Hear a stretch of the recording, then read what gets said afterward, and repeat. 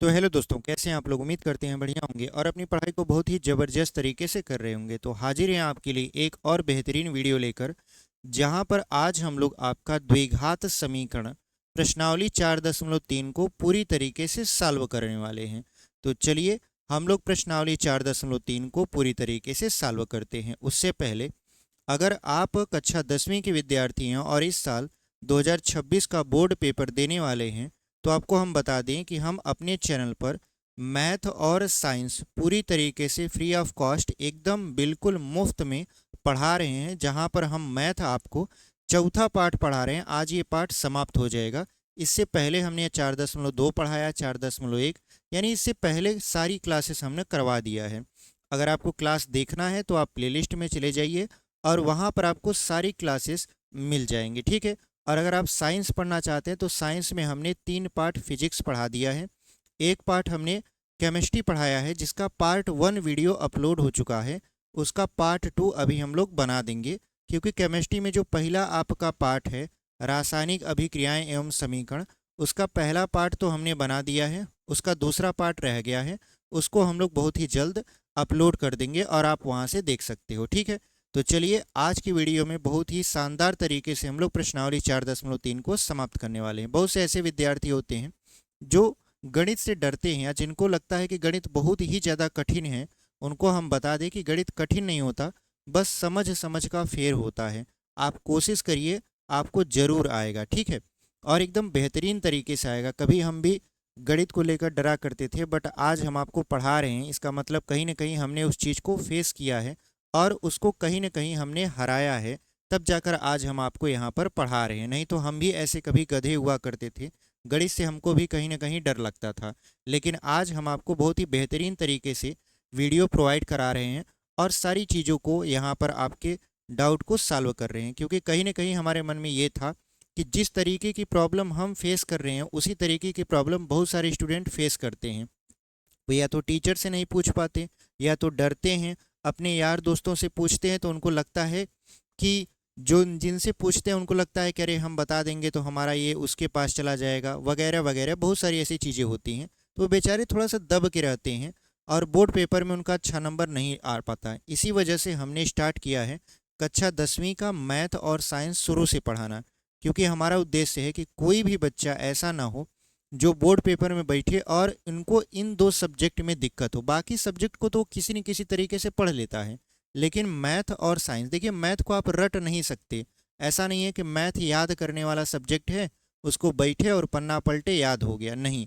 उसको प्रैक्टिस करना पड़ेगा और प्रैक्टिस करने के लिए सबसे पहले आपको चाहिए कि उसको अच्छे से आप समझो, और जो समझ रहे हो उसको समझाने वाला भी आपको परफेक्ट होना चाहिए। यानी जो चीज़ें आपको बता रहा है वो भी परफेक्ट हो, तभी आपको चीज़ें समझ में आएंगे। नहीं तो पता चला कि वो बता तो दिया लेकिन आपको समझ में ही नहीं आया। इस वजह से हमने इस क्लास को स्टार्ट किया है। तो चलिए वीडियो को शुरू करते हैं। और यदि आप पहली बार चैनल पर आए हैं और कक्षा 10वीं के विद्यार्थी हैं, बोर्ड एग्जाम की तैयारी कर रहे हैं, या 9वीं के विद्यार्थी हैं, अगले साल बोर्ड एग्जाम की तैयारी करेंगे मतलब 2027 में, तो आप चैनल को सब्सक्राइब कर लीजिए। क्योंकि इस चैनल पर आपको आने वाले समय में ना केवल मैथ साइंस बल्कि आपको इंग्लिश और हो सकता है कि हिंदी की क्लासेस भी देखने को मिले। क्योंकि एक सब्जेक्ट पढ़कर कोई भी बच्चा टॉपर नहीं बन सकता। उसको टॉपर बनना है तो सारे सब्जेक्ट में उसको अच्छे नंबर लाने होंगे, और हम कोशिश करेंगे कि आपके सारे सारे सब्जेक्ट में अच्छे से अच्छा नंबर आए, ठीक है। तो चलिए इसी के साथ हम लोग आज की वीडियो को शुरू करते हैं। हमारा यहाँ पर क्वेश्चन है, क्वेश्चन आपको यहाँ पे लगा देते हैं बोर्ड पर ताकि आपको दिखता रहे, ठीक है। इधर बगल में आपको देखिए प्रश्न दिख रहा है, ठीक है। और यहाँ पर हम लोग इसको सॉल्व करेंगे। हमने एक और वीडियो बनाया था, जो केमिस्ट्री का वीडियो बनाया था, उसको फेसलेस बनाया था, मतलब उसमें हम दिख नहीं रहे थे। हमने आपसे पूछा भी था या अभी भी पूछ रहे हैं कि उस तरीके की वीडियो आपको पसंद है या ऐसे बोर्ड पर, ठीक है। क्योंकि उसमें क्या होता है कि हमको पीडीएफ देना होता है, जिसकी वजह से वहाँ पर हम फेसलेस बनाते हैं ताकि आपको पीडीएफ भी दे सकें। ऐसे पर हम आपको पीडीएफ नहीं दे पाएंगे क्योंकि ये सारी चीज़ें बोर्ड पर लिखी होती हैं। अगर ये डिजिटल बोर्ड होता तो ये पीडीएफ हम आपको दे पाते, ठीक है। तो वहाँ पर हमने फेसलेस वीडियो बनाया है। हम कोशिश करेंगे कि हम बोर्ड के साथ वीडियो बनाएं ताकि आप और हम सामने सामने हो और अच्छे से इंटरेक्ट करके पढ़ाई कर सके, ठीक है। तो चलिए यहाँ पर हम लोग क्या करते हैं, अपने वीडियो को शुरू करते हैं। क्वेश्चन नंबर पहला पढ़ लीजिए। क्या करा है हमसे, गुणनखंड विधि से निम्न द्विघात समीकरणों के मूल ज्ञात कीजिए। तो हमसे क्या पूछा है, मूल पूछा है। तो देखिए यहाँ पर हमको अगर द्विघात समीकरण हम पढ़ रहे थे, हमने आपको जब द्विघात समीकरण पढ़ाया होगा शुरू में, तो शुरू में ही बताया होगा कि देखिए जो द्विघात समीकरण होते हैं इसके दो मूल होते हैं। कितने मूल होते हैं, दो मूल होते हैं। पहले को अल्फा बोलते हैं और दूसरे को बीटा बोलते हैं, ठीक है। यानी द्विघात समीकरण के कितने मूल होते हैं, दो मूल होते हैं। पहले का नाम होता है अल्फा और दूसरे का नाम होता है बीटा। तो यहाँ पर हमको इन्हीं अल्फा और बीटा का मान पता करना है। तो कैसे करना है, गुणनखंड विधि से। तो पहला जो क्वेश्चन है आपका वो लिखा हुआ है यहाँ पर। पहला प्रश्न है आपका 2x², उसके बाद यहाँ पर लिखा है -3x फिर +5 बराबर है 0 के, ठीक है। इसका हमको क्या करना है, गुणनखंड करना है। तो हमने आपको गुणनखंड करना भी सिखाया है अपनी पिछली वीडियो में। तो यहाँ पर हम लोग करते क्या है कि पहले और तीसरे का गुणा करते हैं। तो 2 पंचे कितना हो जाएगा यहाँ पर 10x²। अब इस 10 को इस तरीके से तोड़ना है कि अगर हम जोड़ें या घटाएं तो हमको -3 मिलना चाहिए, और अगर गुणा कर दें तो हमको प्लस में 10 मिलना चाहिए। तो हम इसको देखिए दो भागों में तोड़ेंगे। कौन कौन सा, 5 और 2। अगर हम 5 में से 2 को घटा देते हैं तो हमको 3 मिलेगा, और अगर हम 5 का 2 में गुणा कर देते हैं तो हमको 10 मिलेगा। अब यहाँ पर बड़े वाले को माइनस कर देंगे, छोटे वाले को प्लस, इसलिए कि आप देखो माइनस और प्लस घटता है चिन्ह बड़े वाले का, यानी -5 में से +2 घटेगा तो -3 बच जाएगा। और माइनस प्लस का जब गुणा होता है तो चिन्ह क्या हो जाता है आपका, माइनस हो जाता है, ठीक है। तो यहाँ पर जो हमारा सवाल है वो क्या कह रहा है यहाँ पर, अच्छा इस सवाल में थोड़ा सा यहाँ पर गड़बड़ी है। क्या गड़बड़ी, इसलिए है क्योंकि यहाँ पर पूछा होगा कि जिसका अस्तित्व हो उसका मूल बताना है, ठीक है। एक बार हम सवाल चेक कर लेते हैं, क्योंकि ऐसे इसका गुणनखंड ही नहीं बनेगा। यहाँ पर एक बार सवाल हम लोग क्या करेंगे, यहाँ पर चेक कर लेंगे, ठीक है। क्योंकि इस तरीके से गुणनखंड ही नहीं बनेगा। 5 का 2 में गुणा होगा -10 आ जाएगा। तो यहाँ पर देख लेते हैं, हाँ यहाँ पर एक चीज हो गया, मूलों का अस्तित्व हो तो मूल ज्ञात करना है, ठीक है। यहाँ पर हम लिखना थोड़ा सा भूल गए। लिखा है गुणनखंड विधि से निम्न द्विघात समीकरणों के मूल ज्ञात कीजिए यदि उनका अस्तित्व है तो, ठीक है। यानी अगर उनका अस्तित्व है तब उनको ज्ञात करना है। तो देखिए अस्तित्व के लिए क्या होता है, अस्तित्व के लिए कुछ चीजें होती हैं जिनको आपको पता करना पड़ता है। कौन कौन सा, इसको पहले समझा देते हैं, ठीक है।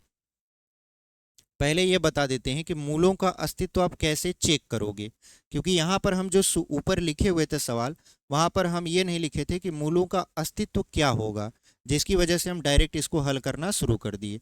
यहाँ पर देखिए हम लोग ज्ञात करने वाले, यहाँ पढ़ने वाले हैं मूलों का अस्तित्व। मूलों का अस्तित्व, देखिए मूलों का अस्तित्व ज्ञात करने के लिए एक चीज होता है जिसका नाम होता है विविक्तिकर। क्या नाम होता है उसका, विविक्तिकर नाम होता है, ठीक है, विविक्तिकर। अब ये विविक्तिकर क्या है, देखिए विविक्तिकर को हम लोग डी से दर्शाते हैं। किससे दर्शाते हैं, डी से। और डी बराबर फार्मूला होता है b² - 4ac। अब ये b² - 4ac कहाँ से आया, देखिए जो द्विघात समीकरण होता है उसका मूल स्ट्रक्चर होता है ax² + bx + c बराबर 0 के, ठीक है। ये द्विघात समीकरण का मूल स्ट्रक्चर होता है, यानी संरचना होती है। और यहाँ पर यहाँ से b लिया गया है और यहीं से a लिया गया है और यहीं से c लिया गया है। तो विविक्तिकर d बराबर जो फार्मूला होता है वो होता है b² - 4ac।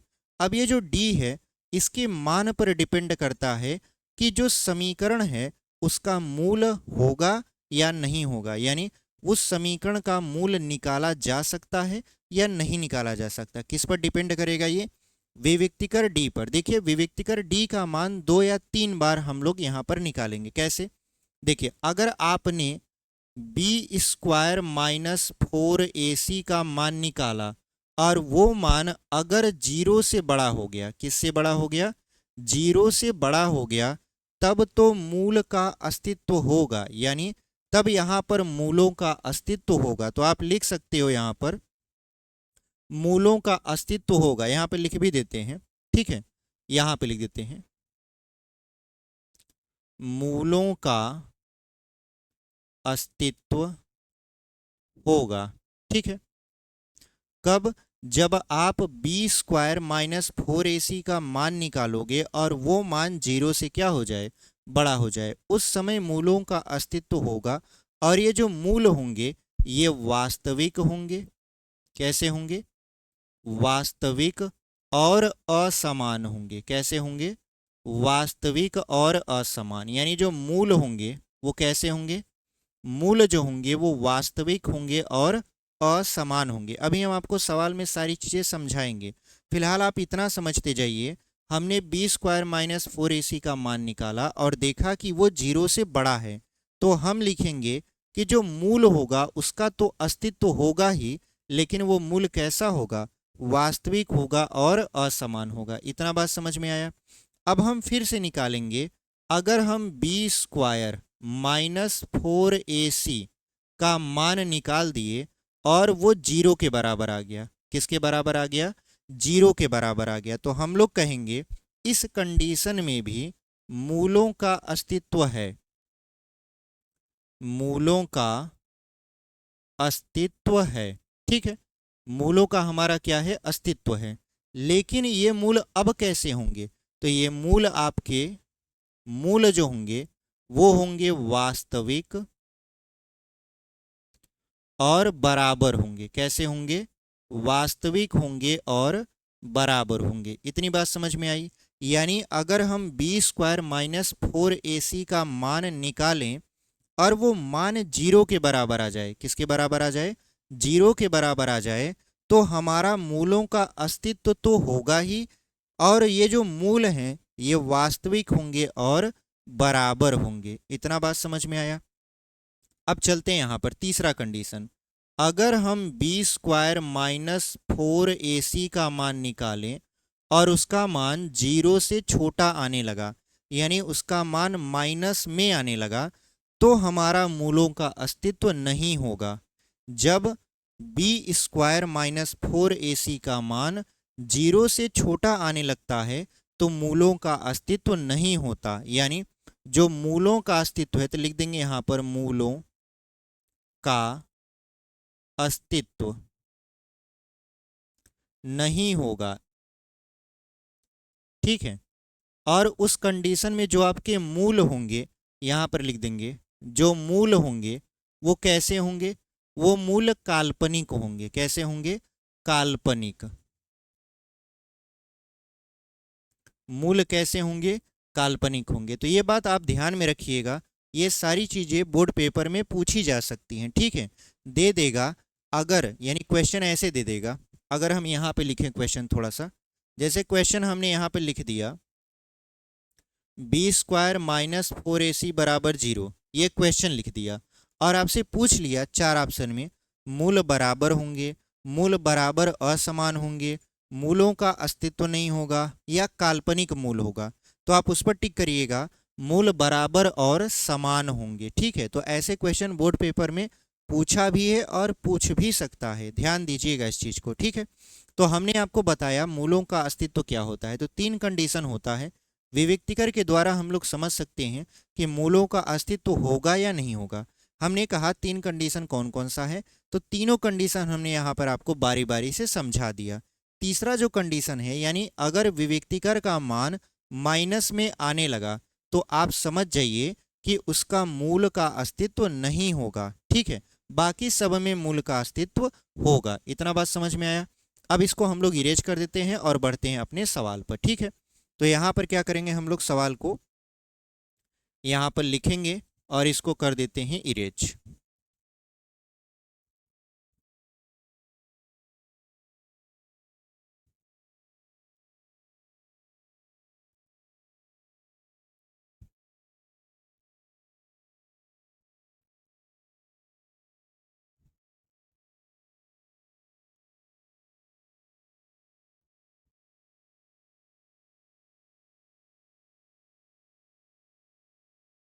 चलिए अब सवाल पर आते हैं। अब आपका सवाल बहुत ही बेहतरीन तरीके से लगेगा।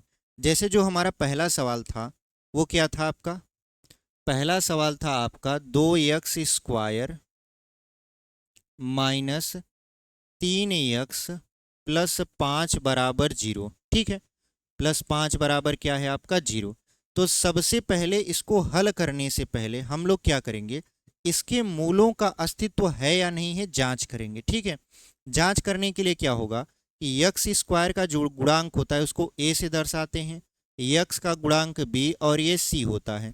तो सबसे पहले हम लोग विवेक्तिकर d निकालेंगे। तो d बराबर फार्मूला क्या होता है, b² माइनस 4ac, और b² माइनस 4ac पर रख कर मान चेक करेंगे कि क्या ये आपका अस्तित्व वाला है या नहीं है।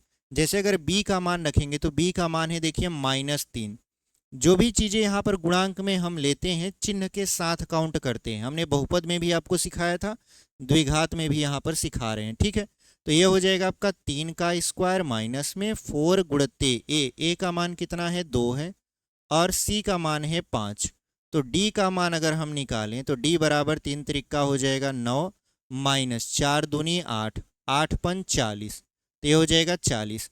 अगर हम d का मान देखें तो 40 में से 9 घटाएंगे तो -31 बचेगा। इसका क्या मतलब हुआ, d का जो मान है वो माइनस में आने लगा। और हमने कहा था अगर b² माइनस 4ac का मान माइनस में आ रहा है तो मूलों का अस्तित्व नहीं होगा, और जब मूलों का अस्तित्व ही नहीं है तो उनको हल कैसे करना। ठीक है, इसका मतलब ये है कि इसमें लिख देना है मूलों का अस्तित्व नहीं है। ठीक है, यहाँ पर बस इतना ही लिख देना है, मूलों का अस्तित्व नहीं है। अगर मूलों का अस्तित्व होता तो हम लोग इसका गुणनखंड करते और इसको सॉल्व करते, बट मूलों का तो अस्तित्व ही नहीं है, जिसकी वजह से यहाँ पर इसको अब आगे सॉल्व नहीं करना है। उम्मीद करते हैं आपको यहाँ तक चीज़ें समझ में आई होंगी। ठीक है, चलिए इसको हम लोग करते हैं इरेज और बढ़ते हैं अपने अगले वाले प्रश्न पर।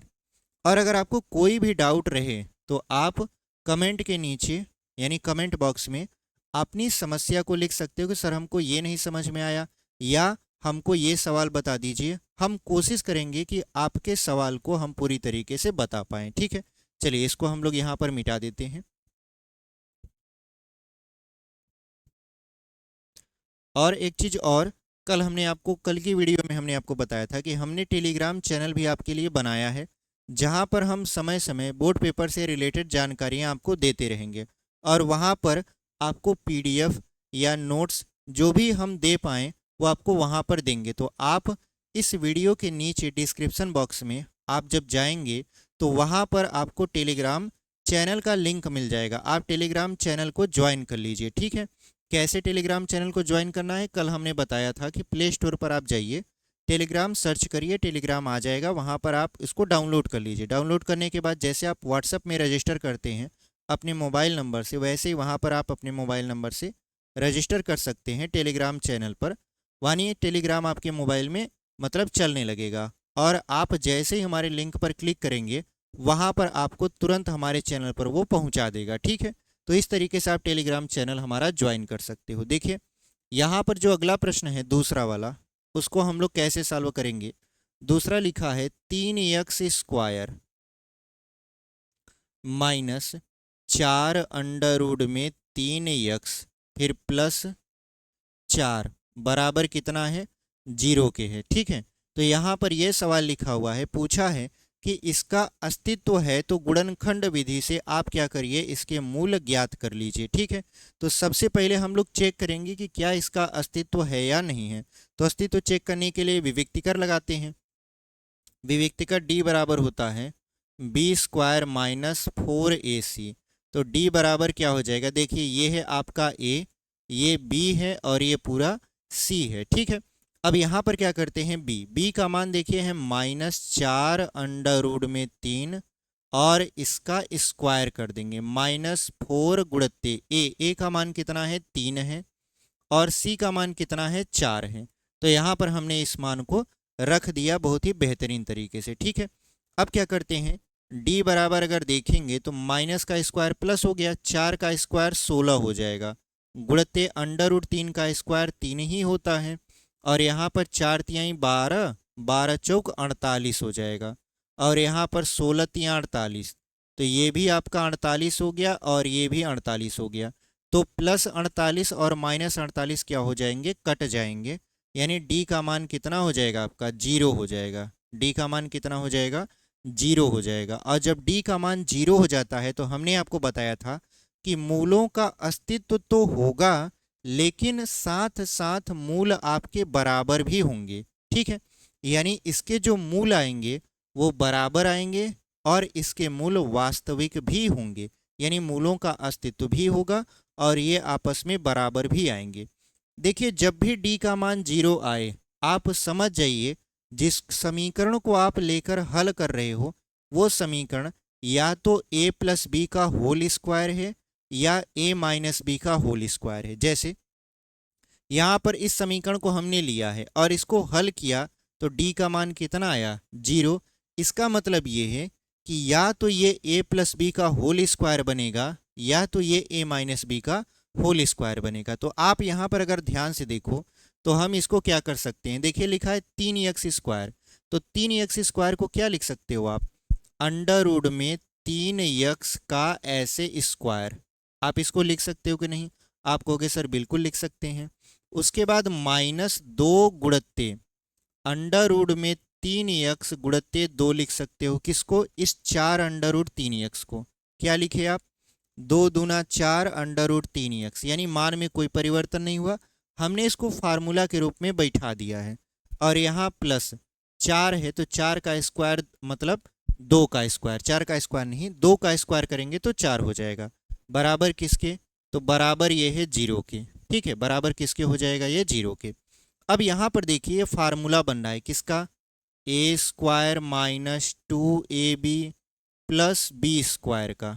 तो इसका फार्मूला क्या होता है, इसका फार्मूला होता है a माइनस बी का होल स्क्वायर, है कि नहीं है। तो यहाँ पर a की जगह पर है अंडर रूट 3x, b की जगह पर है 2, तो क्या हम इसको ऐसे लिख दें, यहाँ पर अंडर रूट में 3x माइनस 2 का होल स्क्वायर बराबर किसके, 0 के। अब ये जब होल स्क्वायर है तो इसका मतलब ये है कि ये 2 बार लिखा जाएगा, 2 बार लिखा जाएगा, मतलब अंडर रूट में 3x माइनस 2 एक कोष्टक में और दूसरे कोष्टक में अंडर रूट 3x माइनस 2 बराबर 0 के। तो एक बार हम लोग क्या करेंगे, अंडर रूट में 3x माइनस 2 बराबर 0 कर देंगे और दूसरी बार हम लोग क्या करेंगे, यहाँ पर अंडर रूट में 3x माइनस 2 बराबर 0 कर देंगे। ठीक है, यहाँ तक आपको दिखाई दे रहा है। अब हम थोड़ा सा यहाँ पर ऊपर लिख देते हैं या यहाँ पर खाली जगह है यहाँ पे लिख देते हैं।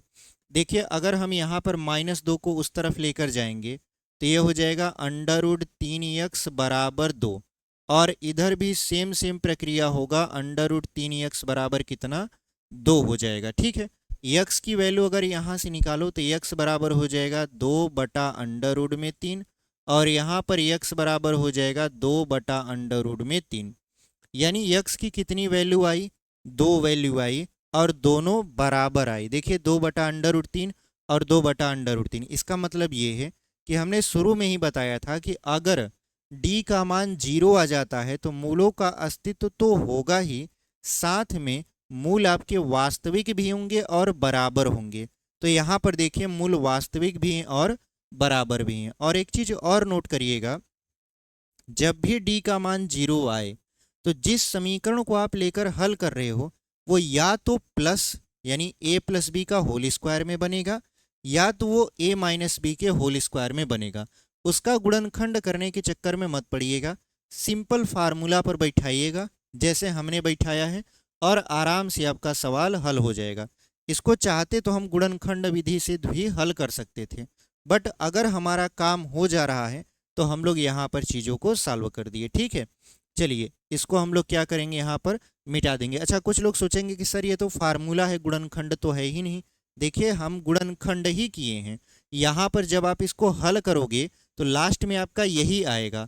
और हम जब स्क्वायर लिखा था तो स्क्वायर को हम 2 बार लिखे ताकि हमारा गुणनखंड बन सके और फिर हम मान निकालें। ऐसा नहीं कि हमने गुणनखंड नहीं किया है। कुछ लोग ऐसा कह सकते हैं कि सर सवाल में तो कहा था गुणनखंड विधि से करिए और आप तो फार्मूला लगा रहे हो। हमने फार्मूला लगाया है इसको छोटा करने के लिए। बाद में देखिए हमने इसको 2 बार इसीलिए लिखा है ताकि इसका गुणनखंड हो सके और यक्स की वैल्यू मिल सके। तो इसके कितने मूल हो गए? 2 मूल हो गए। तो आप ऐसे हिंदी में लिख भी सकते हो, मूल बराबर 2/√3 कामा 2/√3, और यही आपका फाइनल आंसर हो जाएगा। ठीक है, चलिए उम्मीद करते हैं आपको ये सवाल समझ में आया होगा। अब इसको हम लोग कर देते हैं इरेज। एकदम डिटेल से समझाते हुए चले जा रहे हैं, आप एक बार वीडियो देखिए, उसके बाद आपको देखने की ज़रूरत नहीं पड़ेगी। आप वीडियो देखिए, नोट डाउन करिए, उसके बाद खुद से सवाल को लगाइए, देखिए आपको सवाल आ रहा है कि नहीं आ रहा है। अगर नहीं आ रहा है तो इसका मतलब ये है फिर से आपको वीडियो देखने की ज़रूरत है, और अगर आपको आ जा रहा है तो मतलब आपने बहुत ही अच्छी तरीके से चीज़ों को समझ लिया है।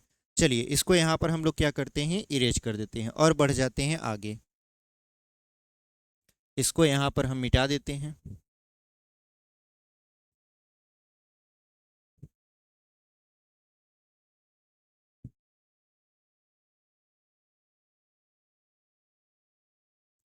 देखिए जो हमारा अगला सवाल है तीसरा, वो लिखा है आपका, यहाँ पे लिख भी देते हैं। तीसरा प्रश्न हमसे क्या कह रहा है, 2x² माइनस 6x और +3 बराबर क्या हो जाएगा, 0 हो जाएगा। सबसे पहले इसको जांच करेंगे कि क्या इसका अस्तित्व है कि नहीं है। तो यहाँ पर ये हो जाएगा a, ये b और ये c। विविक्तिकर निकालेंगे, d बराबर, फार्मूला आपको पता है b² माइनस 4ac होता है। तो d बराबर क्या हो गया, b की जगह पर -6² माइनस 4a, a की जगह पर क्या आप लिखोगे, 2 लिखोगे, और c की जगह पर क्या लिखोगे, 3 लिखोगे। तो यहाँ पर d बराबर हो जाएगा, देखिए -6 का स्क्वायर कर देंगे तो -6 का स्क्वायर हो जाएगा 36, और यहाँ पर देखिए 4 दूनी 8, 8 त्रिक 24। तो अगर हम लोग 36 में से 24 को घटाएं तो 12 बचेगा। कितना बचेगा, 12। इसका मतलब ये है कि d का जो मान है वो 0 नहीं आया, लेकिन 0 से कम भी नहीं आया। इसका मतलब ये है कि d का मान जो है 0 से बड़ा है, और जब d का मान 0 से बड़ा होता है तो मूलों का अस्तित्व होता है, और जो मूल होते हैं वो वास्तविक होते हैं और असमान होते हैं। कैसे होते हैं, वास्तविक होते हैं और असमान होते हैं। यानी यहाँ पर हम लोग लिखेंगे, अगर यहाँ पर लिखें तो लिख देंगे मूलों का, यहाँ पे लिखेंगे मूलों का अस्तित्व है। ठीक है, मूलों का अस्तित्व है, और जब मूलों का अस्तित्व है तो उनको ज्ञात भी करना है। तो कैसे ज्ञात करेंगे, आपको पता है, पहले का तीसरे में गुणा, तो 2/3 क्या हो जाएगा, 6 हो जाएगा। यानी पहले का तीसरे में गुणा करेंगे तो ये हो जाएगा आपका 6। अब इस 6 को इस तरीके से तोड़िए कि जोड़ने या घटाने पर -6 आए और गुणा करने पर 6 आए।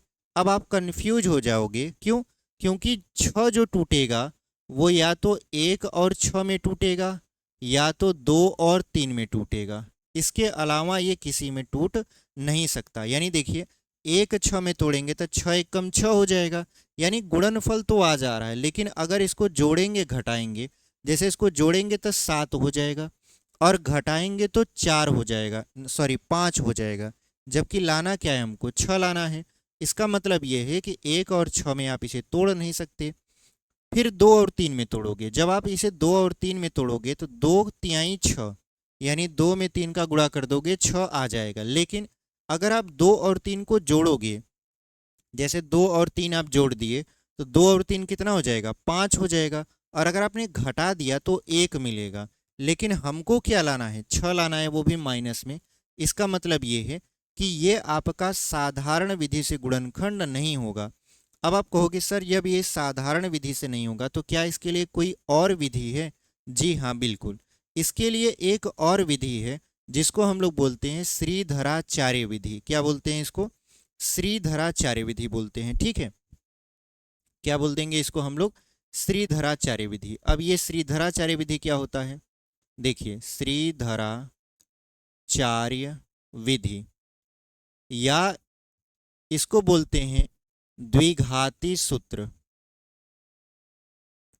द्विघाती सूत्र। ये जो श्रीधराचार्य विधि है, इसको नई किताब में एनसीईआरटी में द्विघाती सूत्र के नाम से मेंशन किया हुआ है, यानी लिखा हुआ है।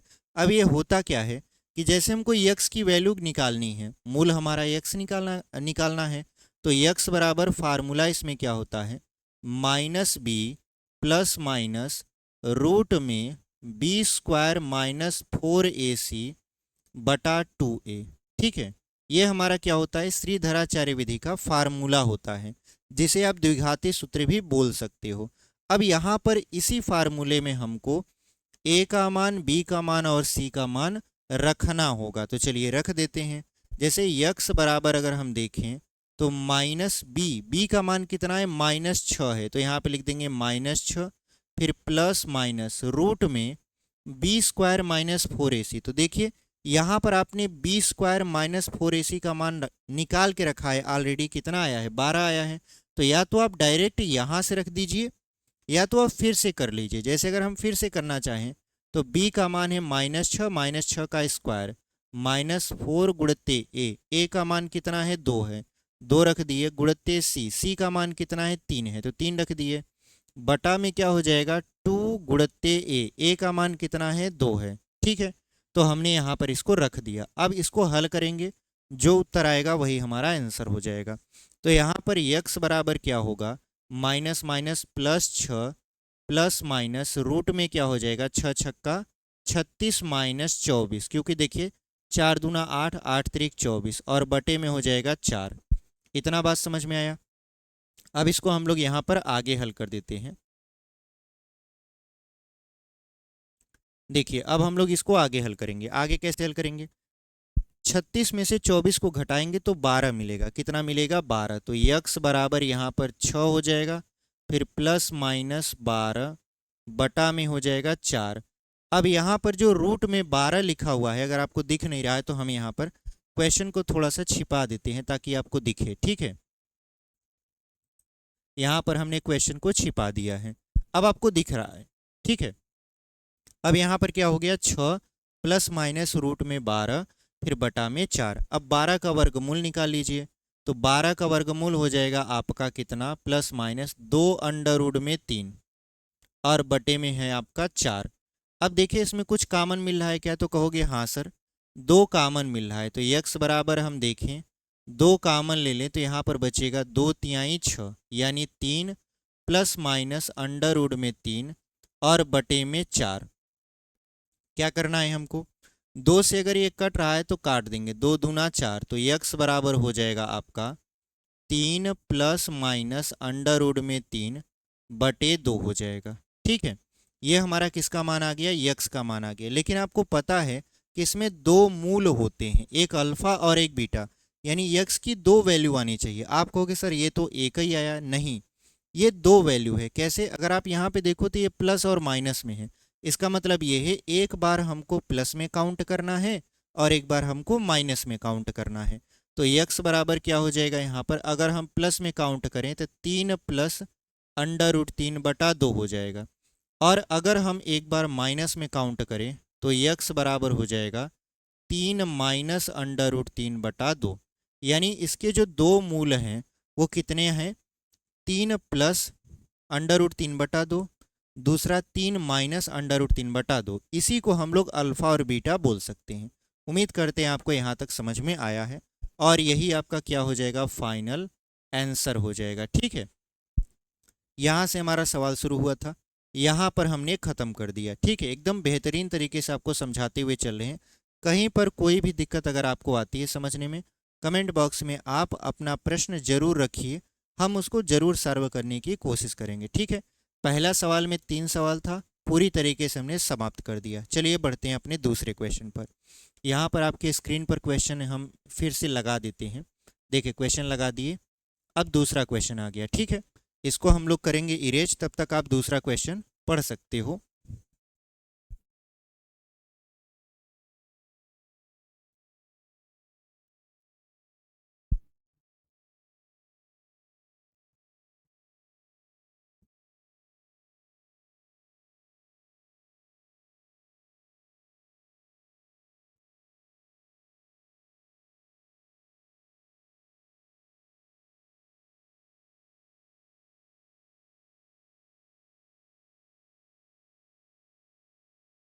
देखिए जो हमारा दूसरा प्रश्न है वो क्या कह रहा है हमसे, कह रहा है यहाँ पर कि निम्न प्रत्येक द्विघात समीकरण में के का ऐसा मान ज्ञात कीजिए कि उसके दो मूल यानी दो बराबर मूल हों। ठीक है, हमसे क्या पूछ रहा है, के की ऐसी वैल्यू ज्ञात कीजिए जिसके लिए उसके दो बराबर मूल हो, यानी इसके लिए मूल अगर बराबर होते हैं तो के का मान ज्ञात करना है। तो देखिए अगर मूल बराबर हैं तो उस समय जो विवेक्तिकर होता है वो कितना हो जाता है, 0। हमने आपको अभी बताया है कि अगर इसके मूल बराबर हैं तो विवेक्तिकर का मान क्या हो जाता है, 0 हो जाता है। या अगर विवेक्तिकर का मान 0 है तो मूल आपस में क्या होते हैं, बराबर होते हैं। हमने आपको सॉल्व करके भी दिखाया अभी इस वीडियो में, इससे जस्ट पीछे हमने ऐसा इक्वेशन कुछ सॉल्व किया था। तो यहाँ पर देखिए इसको कैसे सॉल्व करेंगे, और आप ध्यान दीजिए इन दोनों प्रश्न में से एक प्रश्न हमेशा बोर्ड पेपर में पूछा ही जाता है, चाहे वो पहला पूछ ले चाहे वो दूसरा पूछ ले, लेकिन हर साल एक क्वेश्चन इसमें से पूछा ही जाएगा। तो क्यों ना हम इसको इस तरीके से पढ़ें कि कभी भी हम इसको भूलें ना। ठीक है, हम लोग ऐसा पढ़ेंगे कि हम लोग एकदम अच्छे तरीके से इसको समझ जाएंगे, भूलेंगे नहीं। जैसे पहला जो इसका प्रश्न है वो क्या कह रहा है आपसे, वो यहाँ पर कह रहा है 2x², उसके बाद है प्लस kx और प्लस है आपका 3 बराबर 0 के। ठीक है, ये हमारा सवाल हो गया, 2x² प्लस kx प्लस 3 बराबर 0। अब इसके मूल बराबर हैं, ध्यान दीजिएगा, इसके मूल बराबर हैं तो जो हमारा विविक्तिकर आएगा, विविक्तिकर जिसको हम लोग d से दर्शाते हैं, तो d बराबर क्या होता है, b² माइनस 4ac, और ये जो d है ये 0 हो जाएगा। क्यों, क्योंकि इसके मूल बराबर हैं। तो d का मान क्या कर देंगे हम लोग यहाँ पर, 0 कर देंगे। अब देखिए ये आपका है a, ये आपका है b और ये है c, तो b² मतलब b की जगह पर क्या है, k है, तो k का स्क्वायर माइनस 4 गुणित्ते a का मान कितना है, 2 है, फिर गुणित्ते सी का मान कितना है, 3 है। ठीक है, तो हम लोग क्या करेंगे, अब इसको हल करेंगे तो 0 बराबर ये हो जाएगा k² माइनस 4 दूनी 8, 8 तिरिक कितना हो जाएगा, 24। अब इस -24 को बराबर की इस तरफ आप लाओगे तो ये हो जाएगा +24 बराबर k² के। ठीक है, +24 बराबर कितना हो गया आपका, k² के। अब स्क्वायर इस तरफ आएगा तो वर्गमूल बन जाएगा, क्या बन जाएगा आपका, वर्गमूल बन जाएगा। तो 24 का वर्गमूल कितना होता है, 24 का वर्गमूल होता है आपका कितना, देखिए 6 चौक 24 होता है, तो ये हो जाएगा 2√6 बराबर के। यानी जो के का मान आया वो कितना आ गया, पहले वाले में 2√6 आ गया, और यही आपका उत्तर है। ठीक है, तो इस तरीके से आप इस क्वेश्चन को बहुत ही बेहतरीन तरीके से सीख चुके हैं कि कैसे अगर इस टाइप के क्वेश्चन आ जाएगा तो हम लोग सॉल्व कर लेंगे। ठीक है, चलिए इसका दूसरा प्रश्न देखते हैं। इसका दूसरा प्रश्न क्या है, इसको मिटा देते हैं। ठीक है,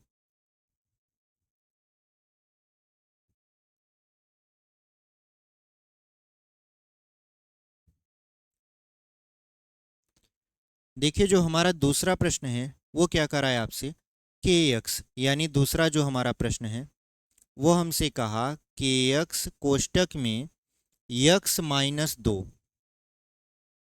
और यहाँ पर फिर प्लस लगा दिया, लिखा है 6 बराबर कितना के, 0 के। अब इसको हमको सॉल्व करना है और बताना है कि इसमें k की वैल्यू क्या आएगी। तो यहाँ पर देखिए kx है, इसका अंदर गुणा करवा लीजिए, तो kx का गुणा अगर अंदर करवाएंगे तो ये हो जाएगा kx² माइनस kx का 2 में गुणा करवाएंगे तो हो जाएगा 2kx प्लस 6 बराबर कितना के, 0 के हो जाएगा। अब यहाँ पर हम लोग a b और c निकाल लेते हैं, तो a हो गया ये b हो गया और ये क्या हो गया, c। आप जानते हो इसके मूल बराबर हैं तो विवेक्तिकर d का मान क्या आएगा, 0 आएगा। यानी d बराबर अगर हम निकालें b² माइनस 4ac तो d का मान क्या हो जाएगा, 0 हो जाएगा, क्योंकि आपका मूल बराबर है। अब b का मान कितना है, -2k का स्क्वायर, फिर -4 गुणित्ते a की वैल्यू कितनी है, तो a की वैल्यू है आपका k, फिर गुणित्ते c का मान कितना है आपका 6 है। ठीक है, हमने जो भी वैल्यू जहाँ पर लिखा था सारा का सारा बैठा दिया। अब क्या करते हैं, ये 0 हो जाएगा, 2 का स्क्वायर हो जाएगा 4 के स्क्वायर माइनस, अब यहाँ पर 4 का 6 में गुणा करवाएंगे तो ये हो जाएगा 24 के। अब इन दोनों में से आपको कुछ कॉमन नज़र आ रहा है तो आप कहोगे हाँ 4 के कॉमन नज़र आ रहा है, तो आप क्या कर लीजिए, ये 0 है बराबर, इधर क्या कॉमन ले सकते हो आप, 4 के। जैसे ही कॉमन लोगे तो यहाँ पर क्या बचेगा, आपका के बचेगा, तो ये हो जाएगा के फिर माइनस। अब 4 से अगर हम 24 में भाग करेंगे तो कितना बचेगा, 6 बचेगा। यानी एक बार अगर हम चाहें तो 4 के बराबर क्या लिख सकते हैं, देखिए गुणा में इधर आएगा भाग में हो जाएगा, और 0 में किसी भी संख्या से भाग दिया जाता है 0 ही आता है। तो एक बार 4 के बराबर क्या हो गया 0, तक के बराबर हो जाएगा 0/4, यानी के का मान कितना हो जाएगा 0। एक बार के का मान क्या हो गया 0 हो गया। अब एक बार हम लोग करते क्या है कि के माइनस 6 बराबर 0 करते हैं, के माइनस 6 बराबर क्या कर देते हैं 0, यानी 4 को 0 के इस तरफ लाएंगे तो 0 हो जाएगा। तो बचा क्या, के माइनस 6, और के माइनस 6 बराबर हमने 0 कर दिया, तो के बराबर कितना आएगा 6 आएगा। यानी के की दो वैल्यू आई, कौन कौन सी, एक आया आपका 0 और दूसरा आया आपका 6। ठीक है, तो इस तरीके से हमने इस क्वेश्चन को बहुत ही बेहतरीन तरीके से सॉल्व कर लिया। उम्मीद करते हैं आपको सारी चीज़ें बहुत ही अच्छे तरीके से समझ में आ रही होंगी, और चीज़ें समझ में आ रही हैं तो वीडियो को ज़रूर लाइक करिएगा, अपने उन दोस्तों के पास शेयर करिएगा जिनके पास इतने भी पैसे नहीं हैं कि वो कहीं पर ऑफलाइन कोचिंग अफोर्ड कर पाएँ। ठीक है, हालांकि उनके पास मोबाइल है तो वो मोबाइल से पढ़ सकते हैं। और चैनल पर नए हैं तो चैनल को ज़रूर सब्सक्राइब करिएगा। चलिए इसको हम लोग क्या करते हैं, यहाँ पर इरेज कर देते हैं, इसको हम लोग यहाँ पर मिटा देंगे।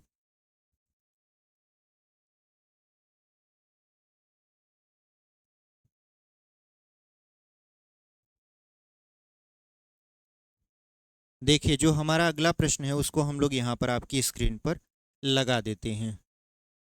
देखिए तीसरा प्रश्न हमसे क्या कह रहा है, क्या एक ऐसी आम की बगिया बनाना संभव है जिसकी लंबाई चौड़ाई से दोगुनी हो और उसका क्षेत्रफल 800 मीटर स्क्वायर हो, यदि है तो उसकी लंबाई और चौड़ाई ज्ञात करिए। ठीक है, यानी हमसे कह रहा है क्या एक ऐसी आम की बगिया बनाना संभव है जिसकी लंबाई जो है वो चौड़ाई से दोगुनी हो और जो क्षेत्रफल है उसका कितना हो, 800 मीटर स्क्वायर है। तो मान लेते हैं जो बगिया है वो कुछ इस तरीके का है। ठीक है, जिसमें लंबाई भी होगा और चौड़ाई भी होगा। जैसे मान लेते हैं ये लंबाई है आपका और ये क्या है, चौड़ाई है। ठीक है, अगर हम इसकी चौड़ाई लंबाई को यक्स मान लेते हैं, क्या मान लेते हैं यक्स, और चौड़ाई को क्या मान लेते हैं वाई मान लेते हैं। ठीक है, अगर इसका क्षेत्रफल देखें तो क्षेत्रफल बराबर आप जानते हो क्या होता है,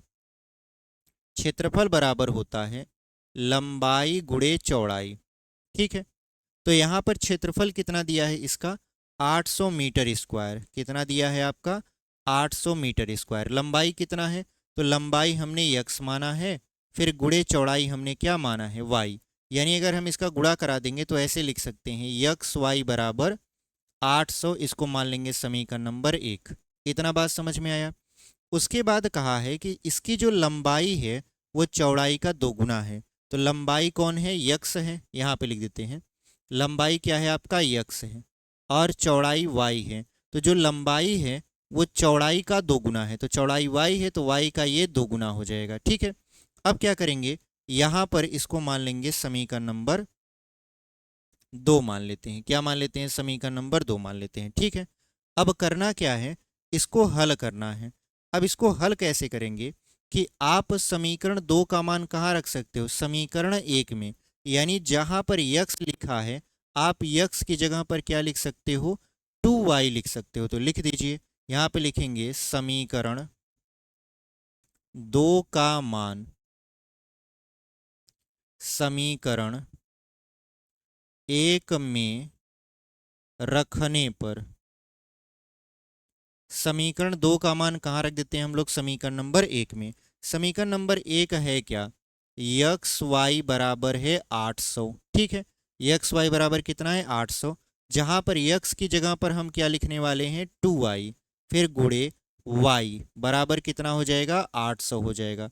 तो अगर आप देखो तो ये हो जाएगा 2y² बराबर 800। ठीक है, बहुत सारे लोग क्या करते हैं यहीं से हल करना शुरू कर देंगे और उनका आंसर भी आ जाता है। लेकिन आप ध्यान दीजिए, इसमें पूछा है क्या ऐसी स्थिति संभव है, तो संभव है या नहीं है इसका कैसे हम लोग जांच करेंगे, तो इसका जांच होता है विविक्तिकर से। किससे जांच होता है? विविक्तिकर से। अगर विविक्तिकर का मान हम लोग निकालें और मान निकालने पर जो मान आया वो 0 से बड़ा हो गया, तब तो स्थिति संभव है, नहीं तो स्थिति संभव नहीं है। इस बात का ध्यान रखिएगा। अगर आपने यहाँ पर विविक्तिकर को स्किप कर दिया तो हो सकता है एग्जामिनर आपका नंबर काट ले, भले ही आपका सवाल सही हो, क्योंकि यहाँ पर कंडीशन कहा है क्या ऐसी आम की बगिया बनाना संभव है कि नहीं है। तो संभव है कैसे जांचते हैं? संभव है जांचते हैं विविक्तिकर से। तो आप यहाँ पर ऐसे मत करिएगा कि 2 से 800 को काट दें 400 आ जाएगा, उनका वर्गमूल निकाल दें 20 आ जाएगा। ऐसा करेंगे तो गलत हो जाएगा। इसको करिएगा लेकिन विविक्तिकर निकालने के बाद। तो देखिए यहाँ पर हम लोग क्या करेंगे, 800 को इस तरफ लेकर आएंगे। तो अगर हम लोग 800 को इस तरफ लेकर आए तो ये हो जाएगा 2y² माइनस 800 बराबर कितना? 0 के। ठीक है, अब क्या करेंगे आप, 2 से अगर आप दोनों को काट दें, 2 से ऐसे काटोगे तो ये हो जाएगा y² माइनस 400 बराबर 0। देखिए इसमें अगर आप ध्यान से देखो तो यहाँ पर y² इधर कुछ नहीं लिखा है तो 1 मान लेंगे। ये हो जाएगा a का मान और ये हो जाएगा c का मान। इसमें b नहीं दिया है। तो आप जब विविक्तिकर निकालोगे d बराबर, तो फार्मूला होता है b² माइनस 4ac। तो d बराबर b तो दिया नहीं है तो 0 मान लोगे, तो 0 का स्क्वायर हो जाएगा माइनस 4। a का मान कितना है तो 1 है और c का मान कितना है तो माइनस 400 है। ठीक है, तो अगर हम देखें तो d बराबर देखिए 0 का स्क्वायर तो 0 ही होता है, माइनस और माइनस हो जाएगा प्लस, 4 चौक 1600, कितना हो जाएगा 1600। यानी जो d का मान आया वो कितना आ गया आपका 1600 आ गया, यानी 0 से बड़ा मान आ गया। और जब विविक्तिकर का मान 0 से बड़ा होता है तो मूलों का अस्तित्व होता है, यानी ऐसी बगिया बनाना संभव है। कहाँ से पता चला? विविक्तिकर निकालने से पता चला। अगर आप विविक्तिकर न निकालते तो आप ये नहीं कह सकते हो कि ये संभव है कि नहीं है। विविक्तिकर आपको निकालना इसमें जरूरी हो जाता है। ठीक है, तो अब यह है कि यहाँ पर हमको लिखना पड़ेगा कि हाँ बगिया बनाना, यहाँ पे लिख देंगे बगिया बनाना संभव है।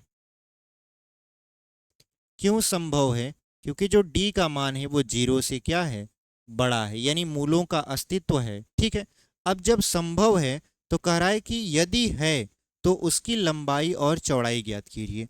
अब यहाँ पर हम लोग क्या करेंगे, इसको हल करेंगे। जब हल करेंगे तो क्या हो जाएगा, यहाँ पर 2 से अगर हम काट दें 800 को तो यहाँ बचेगा y² बराबर, 2 से 800 को काटे हैं तो कितना बचा है 400 बचा है, और स्क्वायर जब उस तरफ जाएगा तो ये बन जाएगा वर्गमूल, और 400 का वर्गमूल कितना हो जाएगा आपका 20 हो जाएगा। तो y बराबर कितना आ गया 20 आ गया। y का मान कितना आ गया आपका 20 आ गया। इतना बात समझ में आया? y है क्या एक्चुअल में? y है चौड़ाई। तो लंबाई क्या है? तो देखिए इस y के मान को हम लोग रखेंगे समीकरण नंबर 2 में, तो हमको x की भी वैल्यू पता चल जाएगी। तो हम लोग क्या करेंगे, यहाँ पे लिखेंगे, यहाँ पर लिख देते हैं y का मान समीकरण 2 में रखने पर, y का मान समीकरण 2 में रखने पर, जब आप y का मान समीकरण 2 में रखोगे तो समीकरण 2 है क्या, x बराबर 2y।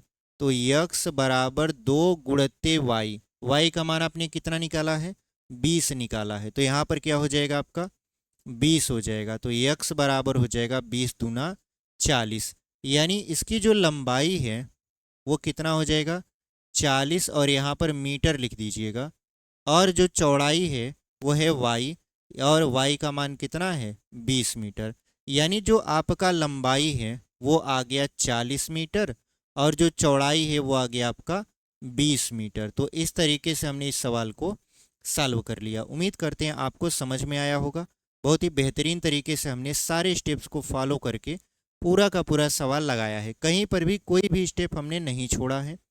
हमसे जो जो चीज़ें पूछ रहा था हमने सबका जवाब दिया है। पहले पूछ रहा था कि बताइए क्या स्थिति संभव है कि नहीं, हमने विविक्तिकर निकाल के बता दिया कि हाँ बगिया बनाना संभव है।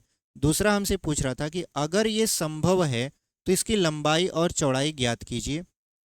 हमने इसकी लंबाई निकाल दिया 20 मीटर और चौड़ाई बता दिया 40 मीटर। तो सॉरी, यहाँ पर चौड़ाई हमने बता दिया 20 मीटर और लंबाई बता दिया 40 मीटर। ठीक है, तो इस तरीके से इस क्वेश्चन को हमने पूरी तरीके से लगाकर समाप्त कर दिया है। उम्मीद करते हैं आपको ये चीज़ें समझ में आई होंगी। चलिए हम लोग अगले क्वेश्चन की तरफ बढ़ते हैं। अगला क्वेश्चन हमारा क्या है, देखिए चौथा क्वेश्चन आपके स्क्रीन पर लग चुका है, बाकी हम इसको मिटा देते हैं।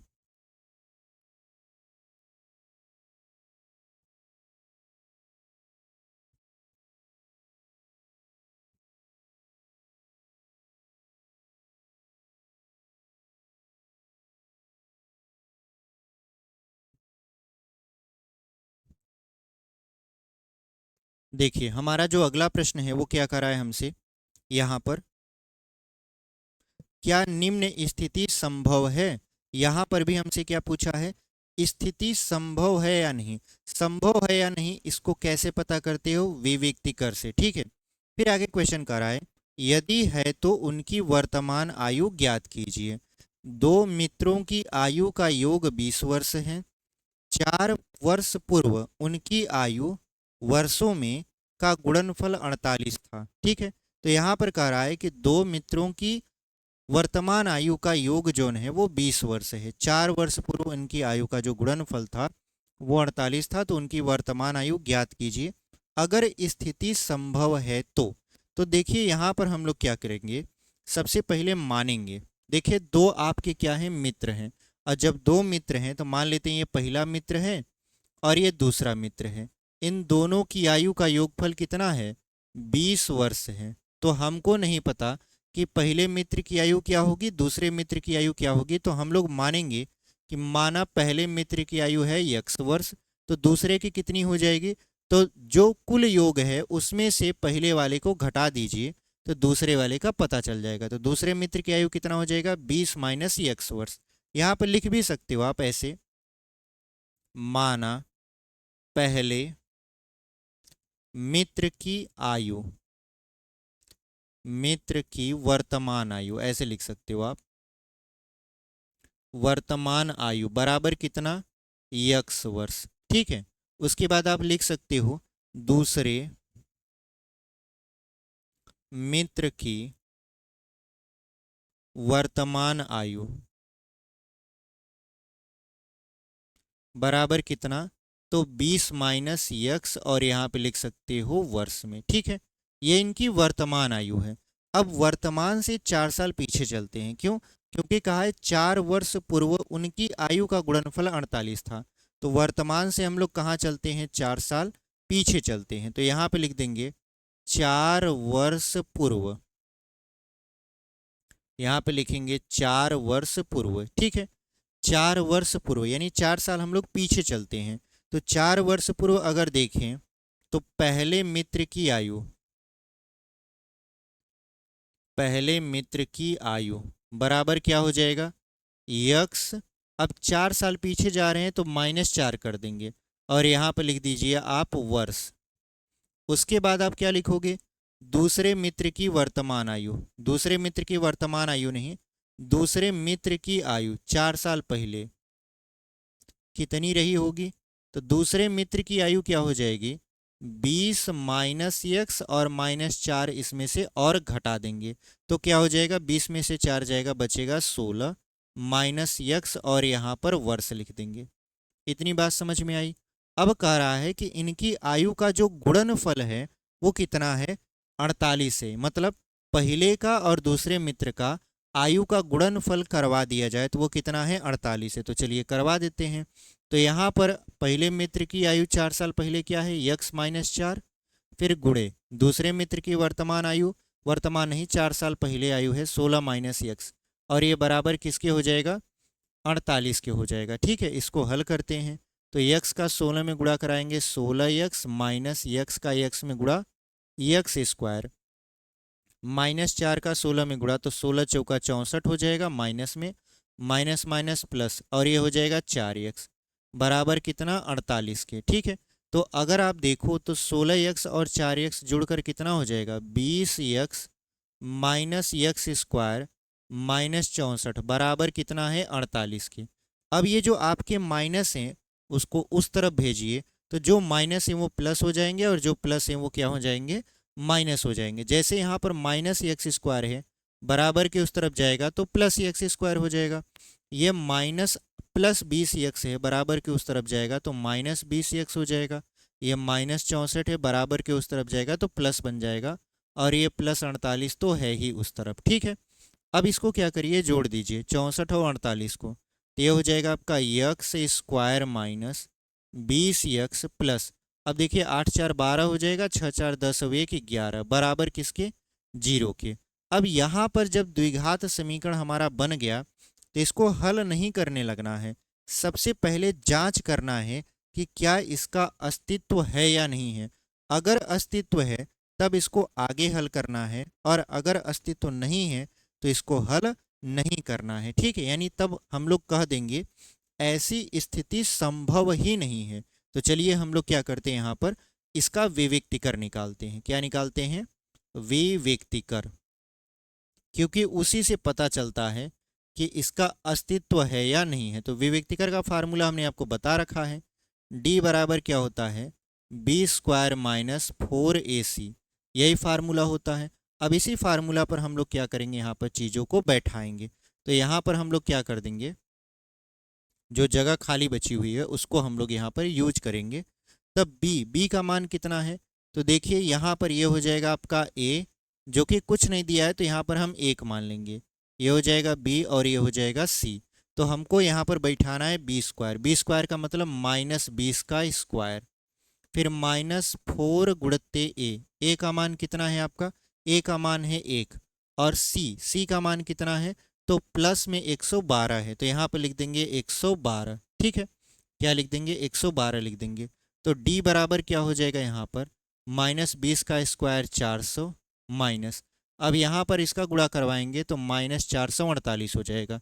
112 का गुणा अगर 4 में करवाओगे आप तो कितना हो जाएगा आपका माइनस में 448 हो जाएगा। ठीक है, अब देखिए 400 में से माइनस 448 घटाओगे तो आपको मिलेगा माइनस 48, यानी डी का मान कितना मिल गया आपको माइनस में 48 मिल गया। इसका मतलब क्या हुआ, इसका मतलब हुआ कि जो डी का मान है वो 0 से क्या है छोटा है, और जब डी का मान 0 से छोटा होता है तो मूलों का अस्तित्व नहीं होता। इसका क्या मतलब है, इसका मतलब ये है कि ये वाली जो स्थिति है वो संभव नहीं है। तो यहाँ पे लिख देंगे यह स्थिति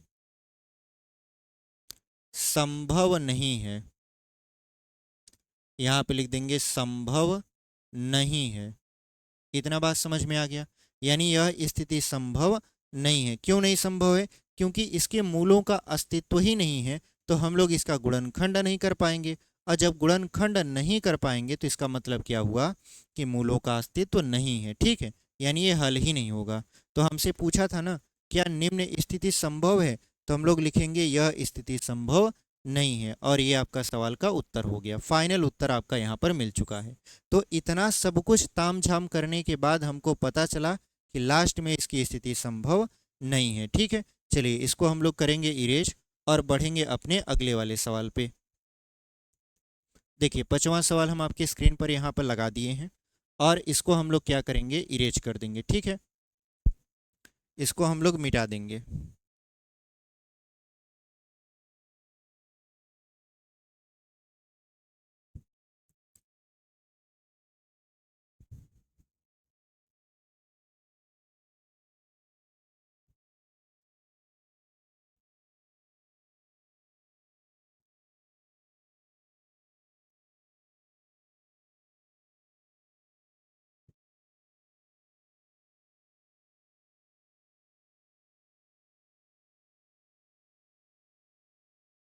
देखिए जो हमारा आखिरी और 5वां सवाल है वो हमसे क्या पूछ रहा है, वो हमसे कह रहा है कि क्या परिमाप 80 मीटर तथा क्षेत्रफल 400 मीटर स्क्वायर के एक पार्क को बनाना संभव है? यदि है तो उसकी लंबाई और चौड़ाई ज्ञात कीजिए। ठीक है, हमसे क्या पूछा जा रहा है कि अगर इसका स्थिति संभव है तब इसकी लंबाई और चौड़ाई ज्ञात कीजिए। तो सबसे पहले हम लोग क्या करेंगे कि यहाँ पर लिखा है क्या परिमाप, तो परिमाप में जाहिर सी बात है लंबाई और चौड़ाई होगा। तो इस तरीके से कुछ चीज़ें बन रही होती हैं ऐसे, और इसमें ये लंबाई होता है और ये होता है आपका चौड़ाई। हमें नहीं पता कि इसकी लंबाई क्या है और इसकी चौड़ाई क्या है, तो हम लोग क्या मानेंगे, हम लोग मानेंगे कि इसकी जो लंबाई है वो है x मीटर और जो इसकी चौड़ाई है वो है y मीटर। ठीक है, अगर हम इसका परिमाप निकालें, क्या निकालें इसका परिमाप, तो आप जानते हो परिमाप बराबर होता है दो कोष्टक में लंबाई धन चौड़ाई। अगर हम इसके परिमाप की बात करें तो क्या होता है, दो कोष्टक में लंबाई धन चौड़ाई। तो परिमाप यहाँ पर दिया हुआ है 80 मीटर, फिर यहाँ पे लिखेंगे 2, लंबाई x, चौड़ाई कितना है y है। तो हम लोग करेंगे क्या, यहाँ पर 2 से 80 को काट देंगे तो ये हो जाएगा आपका 40 बराबर x प्लस वाई। इसको मान लेंगे समीकरण नंबर 1। ठीक है, इसको क्या मान लेंगे, समीकरण नंबर 1 मान लेंगे। अब क्या कह रहा है कि इसका जो क्षेत्रफल है वो 400 मीटर स्क्वायर हो। तो आप जानते हो क्षेत्रफल बराबर क्या होता है, क्षेत्रफल बराबर होता है लंबाई गुणे चौड़ाई। क्षेत्रफल बराबर क्या होता है आपका, लंबाई गुणे चौड़ाई। तो क्षेत्रफल दिया हुआ है, कितना दिया हुआ है 400, और यहाँ लंबाई क्या है x, फिर गुणे चौड़ाई क्या है y है। तो इसका मतलब ये है कि x y बराबर कितना हो जाएगा 400 हो जाएगा, और ये मान लीजिए समीकरण नंबर 2।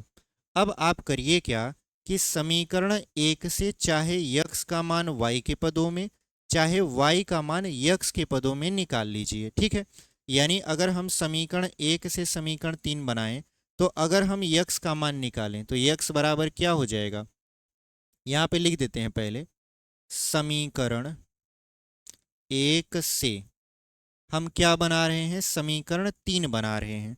हम x की वैल्यू अगर निकालना चाहें तो x बराबर क्या हो जाएगा, देखिए ये जो प्लस y है इस तरफ आएगा 40 की तरफ, तो क्या बन जाएगा माइनस y बन जाएगा। यानी ये हो जाएगा x बराबर 40 माइनस वाई। कितना हो जाएगा x बराबर आपका 40 माइनस वाई हो जाएगा, और इसको हम लोग नाम देंगे समीकरण नंबर 3।